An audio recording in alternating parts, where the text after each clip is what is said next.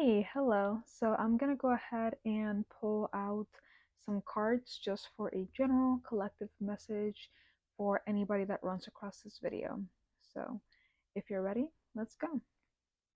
Let's go ahead and take 3 deep breaths as we connect to the message here.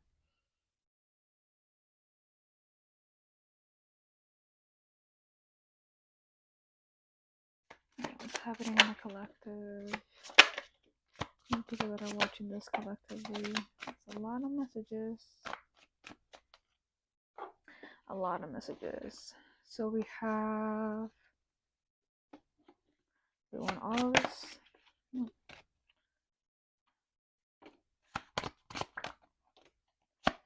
Okay, maybe use those two just in case. All right, so collectively, there is a lot of divine masculine energy taking place and it being shattered.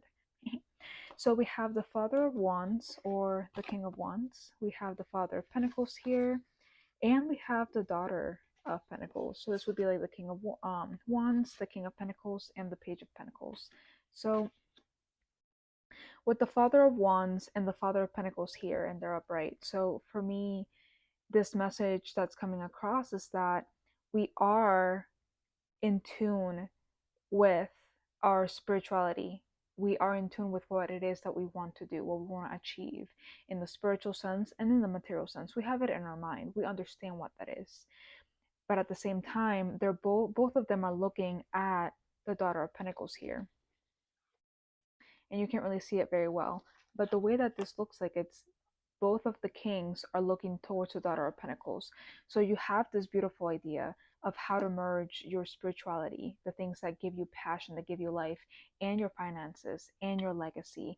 And how can you go ahead and build a foundation with that that'll make you happy and fulfilled emotionally, and you got some nice money in your pocket, right? And it's looking at the Daughter of Pentacles, the Page of Pentacles, saying that you are having to be patient with this endeavor. You are just starting out to figure out, okay, how can I merge both of these things together? How can I merge this fulfillment with my heart and my passion with this logical side of me, this strategic side of me, this financial side of me? How can I merge these two together? And you're just now starting to see the picture, or you're just now really asking the question, like, how do I get there? So this is just the very first step for you to start learning practical tools that'll help merge these two things. Practical tools that'll help you have a better relationship with your spirit, and practical tools that'll help you have a better relationship with money, with abundance, with wealth, and then practical skills that'll help you merge those things together. And it is going to take years. Like, it's going to be something you're going to build as time goes. And then beneath that, we have the Son of Wands or the Knight of Wands, the Nine of Swords, and then the Daughter of Wands or the Page of Wands. So we have Wands and Pentacles. We have the spirit and money, like the soul and the physical, and how do we merge them together? And what's really breaking the bridge here is the Nine of Swords, which this is a very intense card to look at. The Nine of Swords is about overthinking, overanalyzing. You're trying to merge these two things together, these two worlds, your fulfillment and how much money you're making. And you're trying to think, okay, so how can I do that? How can I do that? How can I do that? And you're thinking about this so much to the point that you're blocking yourself from really being able to understand how you can merge these two things together. And the way that you would merge those things together is through meditation. First of all, you need to give a break to your brain, and to be able to take those risks, be a free spirit, do things that are outside of the norm, go somewhere new, try a new class. And that's where the Knight of Wands comes in, because that's who that is. It's a risk taker, a free spirit. And the Daughter of Wands is also someone that, in a way, with the daughters and the pages, we're talking about learning something new. We're talking about changing our spiritual routine. We're talking about adding a new spiritual practice to our belt, something that we don't know about, something that we are curious about but we've never practiced, or that we want to practice deeper and actually create a good relationship in that sense, a better relationship in that sense. So with the Daughter of Wands specifically, is about challenging yourself to have a new spiritual practice or to be more disciplined in the practice that you're curious about, that you want to learn more about. And that is going to help guide you into building those practical skills with the Daughter of Pentacles over here to create that legacy of fulfillment and abundance together.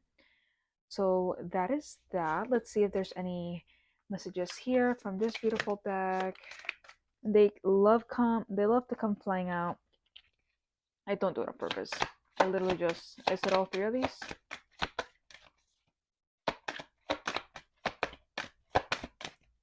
I guess all three. All right.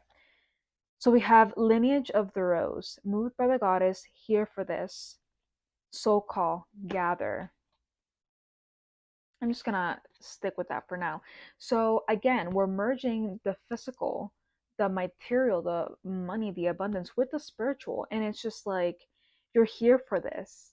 You're here to create this new wave. You're here to change the paradigm. You're here to merge these two worlds. We've been in such a big polarity for centuries between different humanitarian movements, and now with the Age of Aquarius or whatever, trying to, do better for the collective. And I didn't mean to say that in a way that's dismissive. I'm just saying, like, right now we're in the age of Aquarius. We're trying to do things that are going to help impact our society as a whole in a positive way to move forward, and do things that are different, do things that are going to challenge the status quo in order for us to be able to create a better society with more harmony. And with so much polarity that's happened for the past several centuries, right? If you are upkeeping with news, you're going to see here that you're here to create this. You and many of other people that are also watching this video, or not even watching this video, or if you feel like someone relates to this message as well, share this with them as well. That way they can be on the same wave and they can be on the same message that you are, understanding that you guys are here together to create a change, to create something different, to change what success really is or what it should be, to change what abundance really is and what it should be. Because at the end of the day, money is an energy exchange. Before money was invented, what did we exchange? Our services, our talents, our goods. And before that, we lived in community where someone's skill and gift was used as an exchange to live with somebody else. Someone that was good with herbs and plants and agriculture did all of that, and someone that was good with textiles made the clothing for everybody.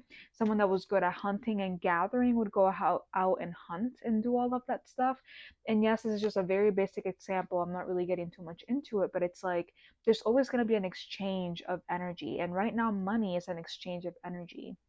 And if we're so willing to give each other card readings, to give each other advice, to give each other compliments, to be able to trade services with each other just out of the goodness of our heart, that's an energy exchange right there as well.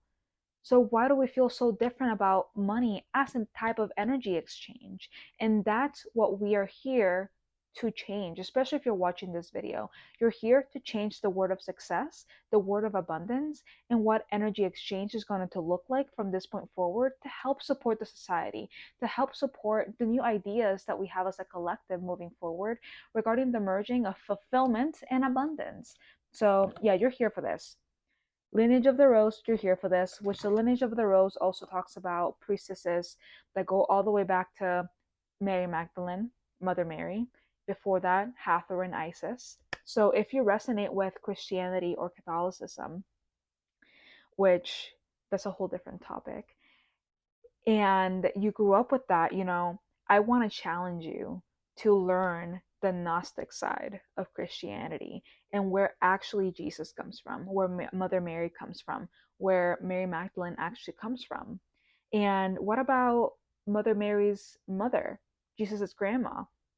She was a very special woman as well, but we don't hear about her too much.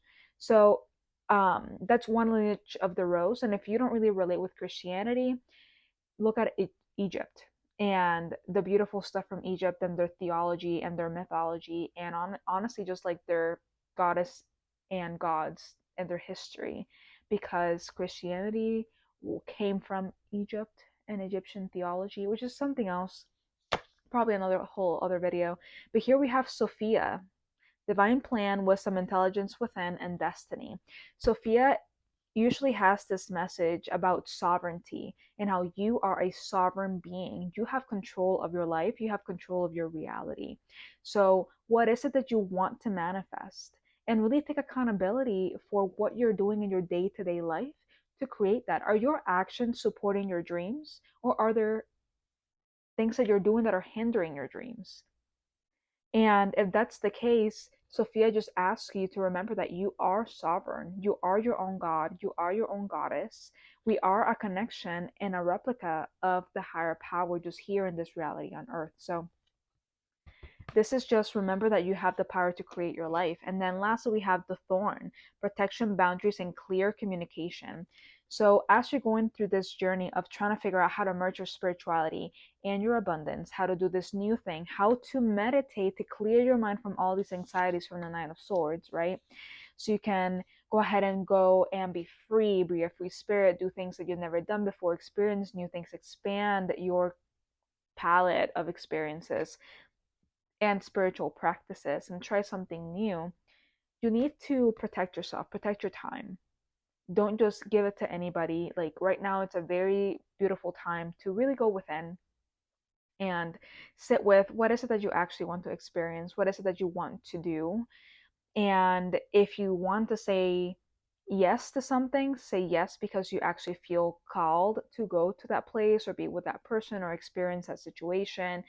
But if you feel kind of iffy, or if you all of a sudden have a headache, you just don't have any energy, if your body tells you you have no energy, that means that's because you need to rest. That's because you need to sit down and just lay down.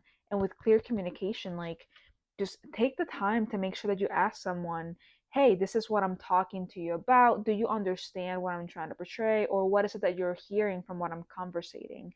Because sometimes, whenever we have hard conversations, things can get lost in translation or misinterpreted in translation just based on how people are feeling.